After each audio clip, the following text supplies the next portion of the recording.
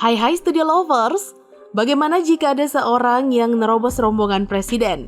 Kita tahu kan, kerap kali presiden hadir di acara-acara resmi bersama pejabat negara lainnya dan dijaga dengan ketat.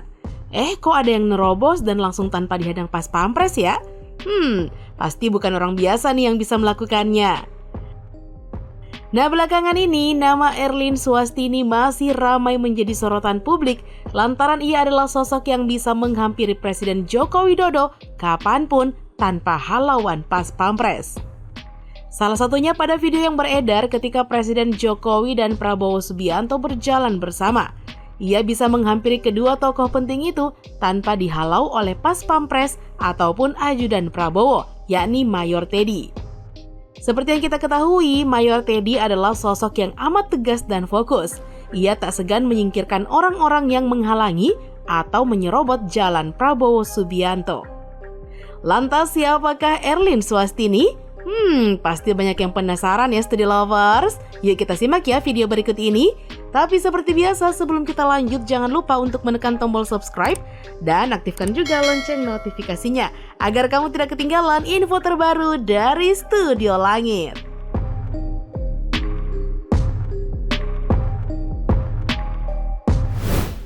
Erlin Swastini. Erlin Swastini ini bukanlah wanita yang biasa. Wanita ini dengan nama Erlin Swastini Esos diketahui merupakan Kepala Biro Pers Media dan Informasi Kedeputian Bidang Protokol, Pers dan Media Sekretariat Presiden. Pantas aja ya, nggak ada yang halangin. Nah, sebagai pejabat yang duduk di Biro Pers Media dan Informasi Sekretariat Presiden, Erlin Swastini memang punya tugas yang banyak bersinggungan dengan Presiden. Dikutip dari Antara, Erlin dilantik pada tanggal 29 Juli 2019 lalu dan digelar di lobi Gedung Utama Sekretariat Negara Jakarta. Pelantikan Erlin dilakukan oleh Menteri Sekretaris Negara Pratikno yang juga dihadiri oleh beberapa pejabat. Sebagai pejabat yang duduk di Biro Pers Media dan Informasi Sekretariat Presiden, Erlin Swastini memang punya tugas yang banyak bersinggungan dengan Presiden. Tugas yang diemban oleh pejabat tersebut dijelaskan dalam Surat Keputusan Presiden Republik Indonesia Nomor 68 Tahun 2000 tentang Sekretariat Presiden. Deputi Bidang Protokol, Pers, dan Media mempunyai tugas membantu Sekretaris Presiden dalam menyelenggarakan urusan keprotokolan, pers, media, dokumentasi, dan informasi kegiatan yang dilakukan oleh Presiden dan atau Ibu Negara, serta pelaksanaan tugas lain yang ditentukan oleh Sekretaris Presiden. Nah, demikian bunyi pasal 5. Wah, tugasnya tidak tanggung-tanggung ya Studio Lovers. Erlin Swastini ini memang kerap terlihat bersama rombongan Presiden Jokowi. Bahkan ia juga sering terlihat berbincang dengan Presiden di beberapa kesempatan. Sosok Erlin kemudian viral di media sosial lantaran banyak warganet yang merasa penasaran. Ia beberapa kali nih kedapatan berinteraksi langsung dengan Presiden dalam beberapa momen acara kenegaraan. Nah, yang teranyar nih, Erlin terlihat menghadang Jokowi ketika acara pelantikan Menteri Agraria dan Tata Ruang Badan Pertahanan Nasional, Agus Harimurti Yudhoyono. Nah, saat AHY berjalan dengan Jokowi nih, Erlin tiba-tiba muncul. Ia pun kemudian menghampiri Jokowi, lalu berbincang untuk beberapa saat. AHY yang tadinya ada di samping Jokowi lantas pelan-pelan meninggalkan Erlin dan Presiden. Nah, tidak hanya itu saja loh, Erlin juga kedapatan menemui Presiden ketika acara penyerahan pesawat C-130J-30 Super Hercules dari Kementerian Pertahanan kepada Kepala Staf Angkatan Udara KSAU Marsikal Fajar Prasetyo di Lanut Halim Perdana Kusuma, Jakarta, hari Rabu 24 Januari 2024 lalu. Nah, saat itu Erlin berlari ke arah Jokowi. Lagi-lagi tidak ada yang menghalangi. Bahkan Erlin terlihat berbincang dengan Jokowi sebelum akhirnya diteriaki awak media yang ingin memfoto Jokowi dan para jenderal TNI yang ada di lokasi acara kala itu. Karena jabatannya itu pula, Erlin pun leluasa menemui Jokowi tanpa pengadangan. Masih momen yang serupa nih, wanita berbadan mungil tetapi tangguh ini kembali datang atau menghadang langkah Presiden Jokowi saat usai menghadiri Rapim TNI Polri bersama Kementerian Pertahanan pada 28 Februari lalu.